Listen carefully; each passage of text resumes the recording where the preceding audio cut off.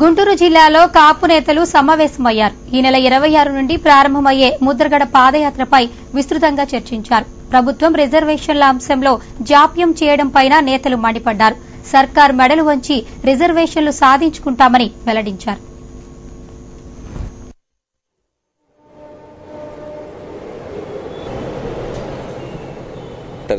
కాపు కులస్తుల్ని బీసీలో చేర్చే విషయం ప్రస్తుతం ఉన్న గవర్నమెంట్ వారు 2014 ఎలక్షన్లకు ముందు మేనిఫెస్టోలో పెట్టారు.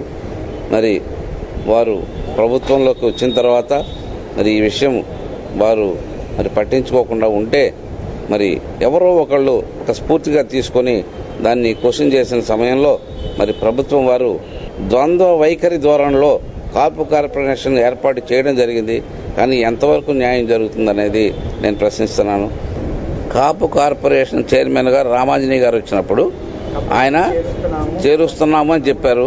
నేను ఆయన్ని 4 క్వశ్చన్స్ వేశాను. ఇంతకుముందు ఇప్పుడు జరుగుతున్న కార్యక్రమం ఏంటి? కాపుల్ని బైండ్ ఓవర్ కేసులు అని చెప్పేసి బెదిరించి భయపెట్టి ఈ విధమైనటువంటి ఇది చేయటం సమంజసం కాదని చెప్పేసి మేము కాపునాడు తరపున విన్నవించుకుంటున్నాం. మేము ఎలాంటి విద్రోహ చర్యలు చెయ్యము.